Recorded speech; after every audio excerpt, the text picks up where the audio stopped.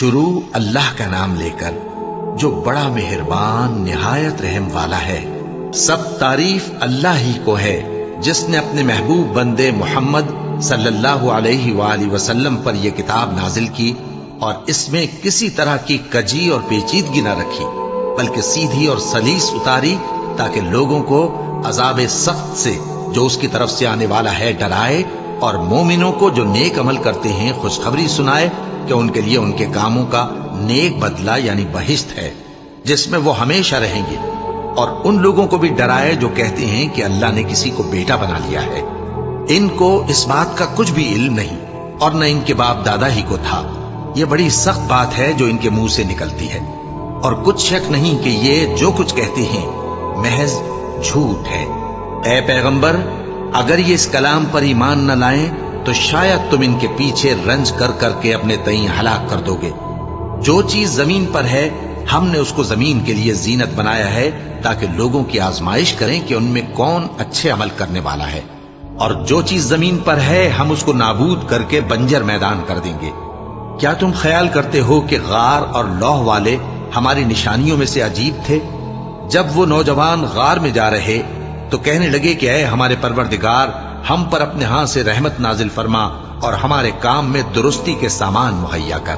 تو ہم نے غار میں کئی سال تک ان کے کانوں پر نیند کا پردہ ڈالے رکھا، یعنی ان کو سلائے رکھا۔ پھر ان کو جگہ اٹھایا تاکہ معلوم کریں کہ جتنی مدت وہ غار میں رہے دونوں جماعتوں میں سے اس کی مقدار کس کو خوب یاد ہے۔ ہم ان کے حالات تم سے صحیح بیان کرتے ہیں۔ وہ کئی نوجوان تھے جو اپنے پروردگار پر ایمان لائے تھے، اور ہم نے ان کو اور زیادہ ہدایت دی تھی، اور ان کے دلوں کو مربوط یعنی مضبوط کر دیا۔ جب وہ اٹھ کھڑے ہوئے تو کہنے لگے کہ ہمارا پروردگار آسمانوں اور زمین کا مالک ہے، ہم اس کے سوا کسی کو معبود سمجھ کر نہ پکاریں گے۔ اگر ایسا کیا تو اس وقت ہم نے بے عقلی کی بات کی۔ ان ہماری قوم کے لوگوں نے اس کے سوا اور معبود بنا رکھے ہیں، بھلا یہ ان کے معبود ہونے پر کوئی کھلی دلیل کیوں نہیں ہلاتے؟ تو اس سے زیادہ کون ظالم ہے جو اللہ پر جھوٹ باندھے؟ اور جب تم نے ان مشرکوں سے اور جن کی یہ اللہ کے سوا عبادت کرتے ہیں ان سے کنارہ کر لیا ہے تو غار میں چل رہو، تمہارا پروردگار تمہارے لیے اپنی رحمت وسیع کر دے گا اور تمہارے کاموں میں آسانی کے سامان مہیا کرے گا۔ اور جب سورج نکلے تو تم دیکھو کہ دھوپ ان کے غار سے داہنی طرف سمٹ جائے، اور جب غروب ہو تو ان سے بائیں طرف کترا جائے، اور وہ اس غار کے کشادہ حصے میں تھے۔ یہ اللہ کی نشانیوں میں سے ہیں، جس کو اللہ ہدایت دے وہ ہدایت یاب ہے، اور جس کو گمراہ رہنے دے تو تم اس کے لیے کوئی دوست راہ بتانے والا نہ پاؤ گے۔ اور تم ان کے متعلق خیال کرو کہ وہ جاگ رہے ہیں حالانکہ وہ سوتے ہیں، اور ہم ان کو دائیں اور بائیں کروٹ بدلاتے تھے، اور ان کا کتا چوکھٹ پر دونوں ہاتھ پھیلائے ہوئے تھا۔ اگر تم ان کو جھانک کر دیکھتے تو پیٹ پھیر کر بھاگ جاتے اور ان سے دہشت میں آ جاتے۔ اور اسی طرح ہم نے ان کو اٹھایا تاکہ آپس میں ایک دوسرے سے دریافت کریں۔ ایک کہنے والے نے کہا کہ تم یہاں کتنی مدت رہے؟ انہوں نے کہا کہ 1 دن یا اس سے بھی کم۔ انہوں نے کہا کہ جتنی مدت تم رہے ہو تمہارا پروردگار ہی اس کو خوب جانتا ہے، تو اپنے میں سے کسی کو یہ روپیہ دے کر شہر بھیجو، وہ دیکھے کہ نفیس کھانا کون سا ہے تو اس میں سے کھانا لے آئے، اور احتیاط سے آئے جائے اور تمہارا حال کسی کو نہ بتائے۔ اگر وہ تم پر دسترس پا لیں گے تو تمہیں سنسار کر دیں گے یا پھر اپنے مذہب میں داخل کر لیں گے، اور اس وقت تم کبھی فلاح نہیں پاؤ گے۔ اور اسی طرح ہم نے لوگوں کو ان کے حال سے خبردار کر دیا تاکہ وہ جانیں کہ اللہ کا وعدہ سچا ہے، اور یہ کہ قیامت جس کا وعدہ کیا جاتا ہے اس میں کچھ شک نہیں۔ اس وقت لوگ ان کے بارے میں باہم جھگڑنے لگے اور کہنے لگے کہ ان کے غار پر عمارت بنا دو۔ ان کا پروردگار ان کے حال سے خوب واقف ہے۔ جو لوگ ان کے معاملے میں غلبہ رکھتے تھے وہ کہنے لگے کہ ہم ان کے غار پر مسجد بنائیں گے۔ بعض لوگ اٹکل پچو کہیں گے کہ وہ 3 تھے اور چوتھا ان کا کتا تھا، اور بعض کہیں گے کہ وہ 5 تھے اور چھٹا ان کا کتا تھا، اور بعض کہیں گے کہ وہ 7 تھے اور 8واں ان کا کتا تھا۔ کہہ دو کہ میرا پروردگار ہی ان کے شمار سے خوب واقف ہے، ان کو جانتے بھی ہیں تو تھوڑے ہی لوگ جانتے ہیں۔ تو تم ان کے معاملے میں بحث نہ کرنا مگر سرسری سی بحث، اور نہ ان کے بارے میں ان میں سے کسی سے کچھ دریافت ہی کرنا، اور کسی کام کی نسبت نہ کہنا کہ میں اسے کل کر دوں گا، مگر انشاءاللہ کہہ کر یعنی اگر اللہ چاہے تو کر دوں گا۔ اور جب اللہ کا نام لینا بھول جاؤ تو یاد آنے پر لے لو، اور کہہ دو کہ امید ہے کہ میرا پروردگار مجھے اس سے بھی زیادہ ہدایت کی باتیں بتائے۔ اور اصحاب کہف اپنے غار میں 9 پر 300 سال رہے۔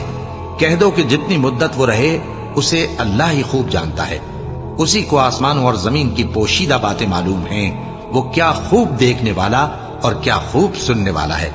اس کے سوا ان کا کوئی کارساز نہیں، اور نہ وہ اپنے حکم میں کسی کو شریک کرتا ہے۔ اور اپنے پروردگار کی کتاب کو جو تمہارے پاس بھیجی جاتی ہے پڑھتے رہا کرو، اس کی باتوں کو کوئی بدلنے والا نہیں، اور اس کے سوا تم کہیں پناہ بھی نہیں پاؤ گے۔ اور جو لوگ صبح و شام اپنے پروردگار کو پکارتے اور اس کی خوشنودی کے طالب ہیں، ان کے ساتھ صبر کرتے رہو، اور تمہاری نگاہیں ان میں سے گزر کر اور طرف نہ دوڑیں کہ تم دنیاوی زندگی کی رونقوں کے خواستگار ہو جاؤ۔ اور جس شخص کے دل کو ہم نے اپنی یاد سے غافل کر دیا ہے اور وہ اپنی خواہش کی پیروی کرتا ہے اور اس کا کام حد سے بڑھ گیا ہے، اس کا کہا نہ ماننا۔ اور کہہ دو کہ لوگوں، یہ قرآن تمہارے پروردگار کی طرف سے برحق ہے، تو جو چاہے ایمان لائے اور جو چاہے کافر رہے۔ ہم نے ظالموں کے لیے دوزخ کی آگ تیار کر رکھی ہے جس کی قناتیں ان کو گھیر رہی ہوں گی، اور اگر فریاد کریں گے تو ایسے کھولتے ہوئے پانی سے ان کی داد رسی کی جائے گی جو پگھلے ہوئے تانبے کی طرح گرم ہوگا، اور جو ان کے چہروں کو بھون ڈالے گا۔ ان کے پینے کا پانی بھی برا اور آرام گاہ بھی بری۔ اور جو ایمان لائے اور کام بھی نیک کرتے رہے تو ہم نیک کام کرنے والوں کا اجر ضائع نہیں کرتے۔ ایسے لوگوں کے لیے ہمیشہ رہنے کے باغ ہیں جن میں ان کے محلوں کے نیچے نہریں بہ رہی ہیں، ان کو وہاں سونے کے کنگن پہنائے جائیں گے، اور وہ باریک دیبا اور اطلس کے سبز کپڑے پہنا کریں گے، اور تختوں پر تکیے لگا کر بیٹھا کریں گے۔ کیا خوب بدلہ اور کیا خوب آرام گاہ ہے۔ اور ان سے 2 شخصوں کا حال بیان کرو جن میں سے ایک کو ہم نے انگور کے 2 باغ عنایت کیے تھے اور ان کے گردا گرد کھجوروں کے درخت لگا دیے تھے اور ان کے درمیان کھیتی پیدا کر دی تھی۔ دونوں باغ کثرت سے پھل لاتے اور اس کی پیداوار میں کسی طرح کی کمی نہ ہوتی، اور دونوں میں ہم نے ایک نہر بھی جاری کر رکھی تھی، اور اس طرح اس شخص کو ان کی پیداوار ملتی رہتی تھی۔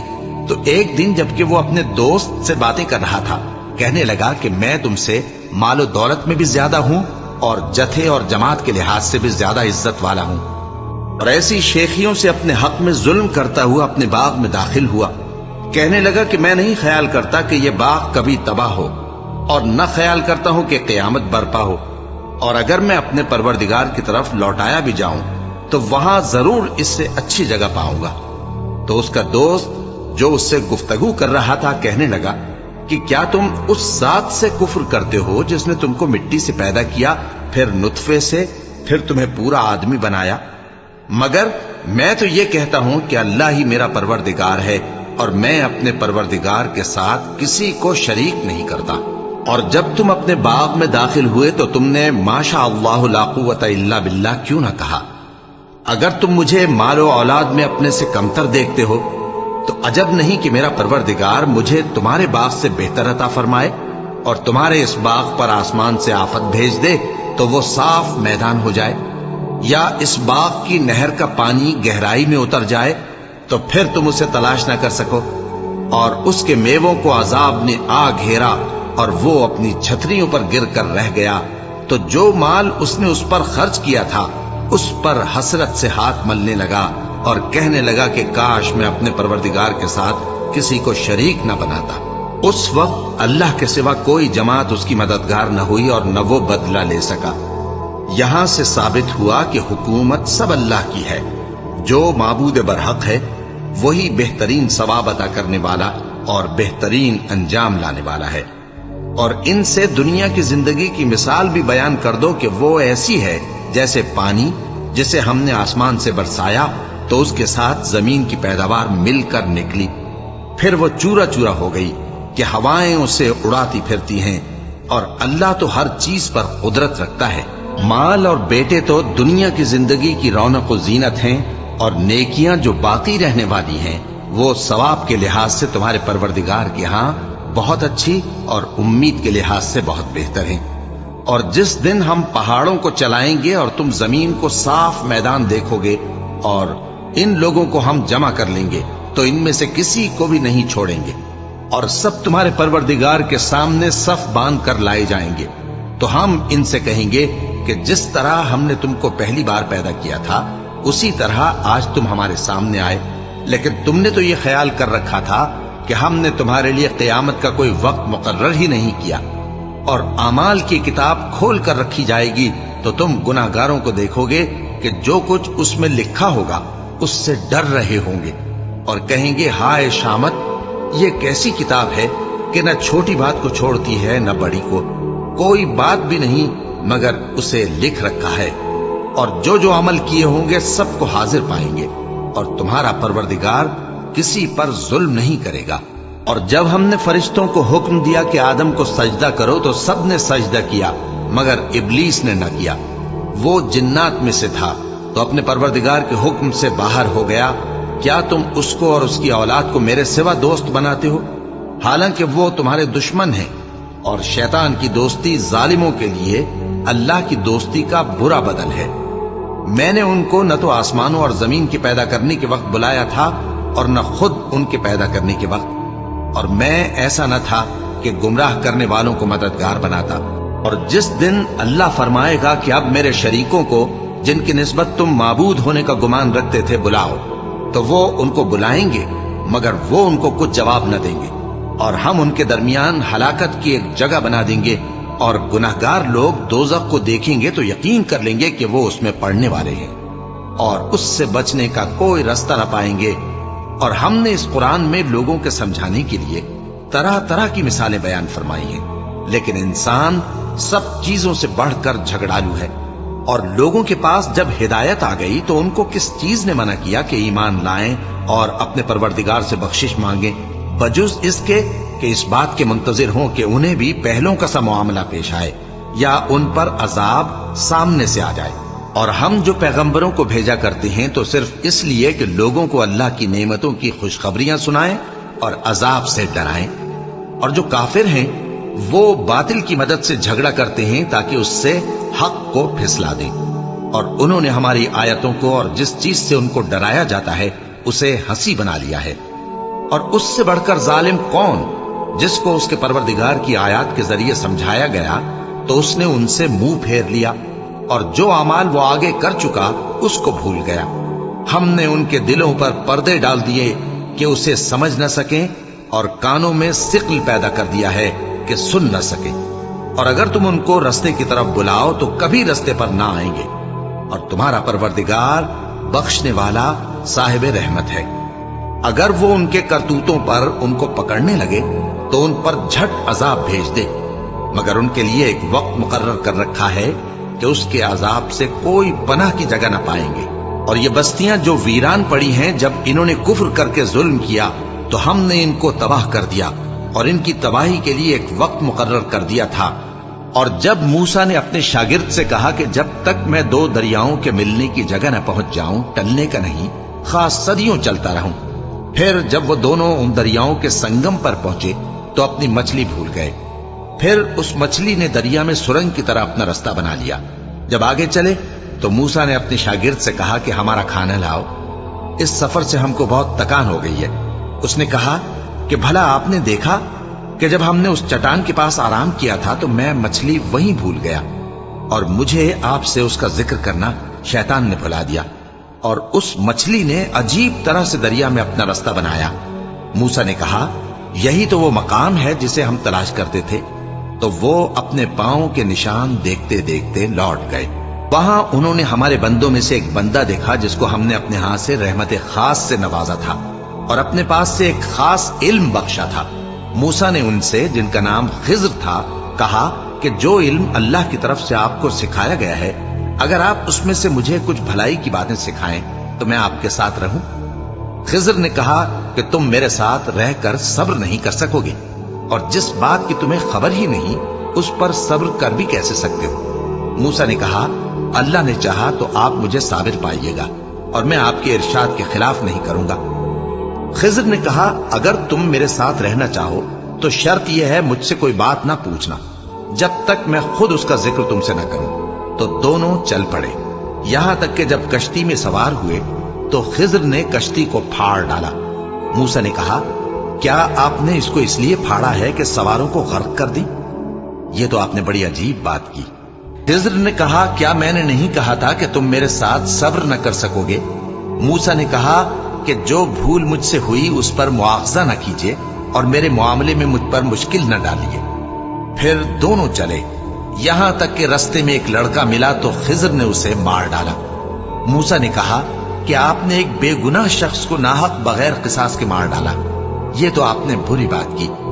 خضر نے کہا کیا میں نے نہیں کہا تھا کہ تم سے میرے ساتھ صبر نہیں ہو سکے گا؟ انہوں نے کہا کہ اگر میں اس کے بعد پھر کوئی بات پوچھوں یعنی اعتراض کروں تو مجھے اپنے ساتھ نہ رکھیے گا کہ آپ میری طرف سے عذر کے قبول کرنے میں حد کو پہنچ گئے ہیں۔ پھر دونوں چلے، یہاں تک کہ گاؤں والوں کے پاس پہنچے اور ان سے کھانا طلب کیا۔ انہوں نے ان کی ضیافت کرنے سے انکار کیا۔ پھر انہوں نے وہاں ایک دیوار دیکھی جو گرا چاہتی تھی تو خضر نے اس کو سیدھا کر دیا۔ موسیٰ نے کہا کہ اگر آپ چاہتے تو ان سے اس کا معاوضہ لے لیتے تاکہ کھانے کا کام چلتا۔ خضر نے کہا کہ اب مجھ میں اور تم میں علیحدگی، مگر جن باتوں پر تم صبر نہ کر سکے میں ان کا تمہیں بھید بتائے دیتا ہوں کہ وہ جو کشتی تھی غریب لوگوں کی تھی جو دریا میں محنت کر کے یعنی کشتیاں چلا کر گزارا کرتے تھے، اور ان کے سامنے کی طرف ایک بادشاہ تھا جو ہر اچھی کشتی کو زبردستی چھین لیتا تھا، تو میں نے چاہا کہ اسے عیبدار کر دوں تاکہ وہ اسے غصب نہ کر سکے۔ اور وہ جو لڑکا تھا اس کے ماں باپ دونوں مومن تھے، ہمیں اندیشہ ہوا کہ وہ بڑا ہو کر بد کردار ہوگا تو کہیں ان کو سرکشی اور کفر میں نہ پھنسا دے، تو ہم نے چاہا کہ ان کا پروردگار اس کی جگہ ان کو اور بچہ عطا فرمائے جو اخلاقی پاکیزگی میں بہتر اور محبت میں زیادہ قریب ہو۔ اور وہ جو دیوار تھی سو 2 یتیم لڑکوں کی تھی جو شہر میں رہتے تھے، اور اس کے نیچے ان کا خزانہ دفن تھا، اور ان کا باپ ایک نیک آدمی تھا۔ تو تمہارے پروردگار نے چاہا کہ وہ اپنی جوانی کو پہنچ جائیں اور پھر اپنا خزانہ نکالے۔ یہ تمہارے پروردگار کی مہربانی ہے، اور یہ کام میں نے اپنی طرف سے نہیں کیے، یہ ان باتوں کی حقیقت ہے جن پر تم صبر نہ کر سکے۔ اور تم سے ذوالقرنین کے بارے میں دریافت کرتے ہیں، کہہ دو کہ میں اس کا کسی قدر حال تمہیں پڑھ کر سناتا ہوں۔ ہم نے اس کو زمین میں بڑا اقتدار دیا تھا اور ہر طرح کا سامان اس کو عطا کیا تھا، تو اس نے ایک سفر کا سامان کیا، یہاں تک کہ جب سورج کے غروب ہونے کی جگہ پہنچا تو اسے ایسا پایا کہ ایک کیچڑ والے چشمے میں ڈوب رہا ہے، اور اس چشمے کے پاس ایک قوم دیکھی۔ ہم نے کہا ذوالقرنین تم ان کو خواہ تکلیف دو خواہ ان کے بارے میں بھلائی اختیار کرو، دونوں باتوں کی تم کو قدرت ہے۔ ذوالقرنین نے کہا کہ جو کفر و بد کرداری سے ظلم کرے گا اسے ہم سزا دیں گے، پھر وہ اپنے پروردگار کی طرف لوٹایا جائے گا تو وہ بھی اسے بڑا عذاب دے گا، اور جو ایمان لائے گا اور عمل نیک کرے گا اس کے لیے بہت اچھا بدلہ ہے، اور ہم اپنے معاملے میں اس سے نرم بات کہیں گے۔ پھر اس نے ایک اور سامان سفر کیا، یہاں تک کہ سورج کے طلوع ہونے کے مقام پر پہنچا تو دیکھا کہ وہ ایسے لوگوں پر طلوع ہوتا ہے جن کے لیے ہم نے دھوپ سے بچاؤ کی کوئی اوٹ نہیں بنائی تھی۔ حقیقت یوں ہی تھی، اور جو کچھ اس کے پاس تھا ہم کو سب کی خبر تھی۔ پھر اس نے ایک اور سفر کا سامان کیا، یہاں تک کہ 2 اونچے سیدھے پہاڑوں کے درمیان پہنچا تو دیکھا کہ ان کے اس طرف کچھ لوگ ہیں کہ بات کو سمجھ نہیں سکتے۔ ان لوگوں نے کہا کہ اے ذوالقرنین، یاجوج اور ماجوج اس علاقے میں فساد کرتے رہتے ہیں، بھلا ہم آپ کے لیے خرچ کا انتظام کر دیں کہ آپ ہمارے اور ان کے درمیان ایک دیوار کھینچ دیں۔ ذوالقرنین نے کہا کہ خرچ کا جو مقدور اللہ نے مجھے بخشا ہے وہ بہت اچھا ہے، تم مجھے قوت بازو سے مدد دو، میں تمہارے اور ان کے درمیان ایک مضبوط رکاوٹ بنا دوں گا۔ تم لوہے کے بڑے بڑے تختے میرے پاس لاؤ۔ چنانچہ کام جاری کر دیا گیا، یہاں تک کہ جب اس نے دونوں پہاڑوں کے درمیان کا حصہ برابر کر دیا اور کہا کہ اب اسے دھوکو، یہاں تک کہ جب اس کو دھونک دھونک کر آگ کر دیا تو کہا کہ اب میرے پاس تانبا لاؤ کہ اس پر پگھلا کر ڈال دو۔ پھر ان میں یہ قدرت نہ رہی کہ اس پر چڑھ سکیں، اور نہ یہ طاقت رہی کہ اس میں نقب لگا سکیں۔ بولا کہ یہ میرے پروردگار کی مہربانی ہے، پھر جب میرے پروردگار کا وعدہ آ پہنچے گا تو اس کو ڈھا کر ہموار کر دے گا، اور میرے پروردگار کا وعدہ سچا ہے۔ اس روز ہم ان کو چھوڑ دیں گے کہ روئے زمین پر پھیل کر ایک دوسرے میں گھس جائیں گے، اور سور پھونکا جائے گا تو ہم سب کو جمع کر لیں گے، اور اس روز ہم جہنم کو کافروں کے سامنے لائیں گے۔ जिनकी आंखें मेरी याद से पर्दे में थीं और वो सुनने की ताकत नहीं रखते थे। अब क्या काफिर ये ख्याल करते हैं कि वो मेरे बंदों को मेरे सिवा अपना कारसाज बनाएंगे तो मैं खफा नहीं होऊंगा? हमने ऐसे काफिरों के लिए जहन्नम की मेहमानी तैयार कर रखी है। कह दो कि हम तुम्हें ऐसे लोग बताएं जो अमाल के लिहाज से बड़े नुकसान में हैं। ये वो लोग हैं जिनकी दौड़ धूप दुनिया की जिंदगी में बर्बाद हो गई और वो ये समझे हुए हैं कि वो अच्छे काम कर रहे हैं। ये वो लोग हैं जिन्होंने अपने परवरदिगार की आयतों को न माना और उसके सामने जाने से इनकार किया, तो उनके अमाल जाया हो गए। सो हम क़यामत के दिन उनके लिए कुछ भी वजन कायम नहीं करेंगे। ये उनकी सजा है, यानी जहन्नम, इसलिए कि उन्होंने कुफ्र किया और हमारी आयतों और हमारे पैगंबरों की हंसी उड़ाई। जो लोग ईमान लाए और अमल नेक किए, उनके लिए बहिश्त के बाग बतौर मेहमानी होंगे, हमेशा उनमें रहेंगे और वहां से मकान बदलना न चाहेंगे। कह दो कि अगर समंदर मेरे परवरदिगार की बातों के लिखने के लिए रोशनाई हो तो कबल इसके कि मेरे परवरदिगार की बातें तमाम हों, समंदर खत्म हो जाए, अगरचे हम वैसा ही और उसकी मदद को लाएं। कह दो कि मैं तुम्हारी तरह का एक बशर हूं, अलबत्ता मेरी तरफ वही आती है कि तुम्हारा माबूद वही एक माबूद है। तो जो शख्स अपने परवरदिगार से मिलने की उम्मीद रखे, चाहिए कि अमल नेक करे और अपने परवरदिगार की इबादत में किसी को शरीक ना बनाए।